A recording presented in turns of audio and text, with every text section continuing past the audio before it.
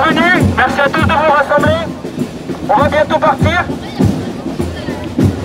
Bon, faut dire que c'est quand même joyeux de voir du monde se rassembler pour une telle occasion, mais c'est quand même triste de se dire qu'on est en train de subir une énième attaque des gouvernements successifs contre le statut des lycées, contre l'éducation de notre pays.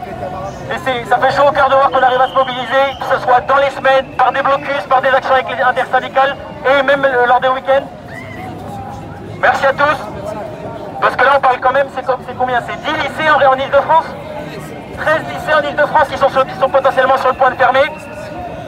C'est inadmissible quand on sait qu'en plus les effectifs dans les lycées pro ne font qu'augmenter. Sachant que les seuls arguments qu'on nous propose, que défend le gouvernement, c'est simplement qu'il y aurait une baisse de la démographie et que c'est leur argument principal, alors qu'au final quand on regarde les effectifs et le pays, la jeunesse du pays est de plus en plus nombreuse dans les lycées professionnels, et c'est inadmissible de voir qu'on est en train au contraire de désarmer, de retirer les financements dans les lycées. Et ça c'est sans parler du coup du raccourcissement, pardon. Je voulais faire un parallèle avec la question de l'âge de départ au travail, du commencement du travail et de la fin.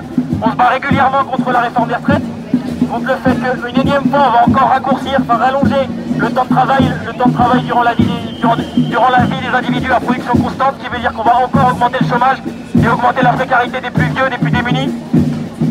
Mais là en réalité il y a une offensive parallèle qui est absolument au final similaire, c'est l'attaque pour au contraire le commencement de plus en plus jeune du travail.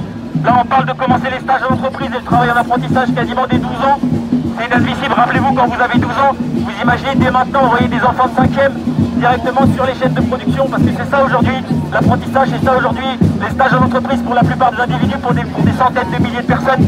C'est au contraire des enfants qui sont envoyés sur des chaînes de production sans suivi, sans encadrement, et ce de manière, là on parle justement de plus en plus jeunes, c'est super dangereux, et c'est très mauvais signe pour la suite de notre éducation. Il faut absolument qu'on se batte pour conserver le peu qui nous reste déjà.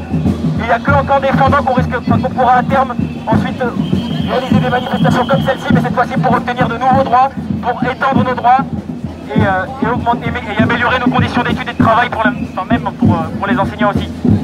Est-ce que tu veux prendre la parole? Oui, alors je rejoins mon camarade concernant justement les conditions de travail des enseignants.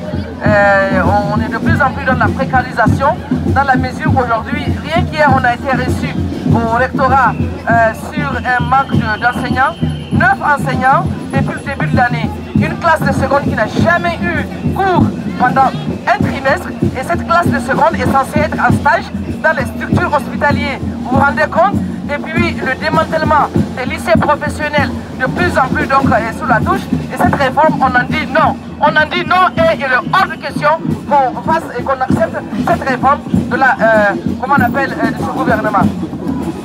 Et tous ensemble.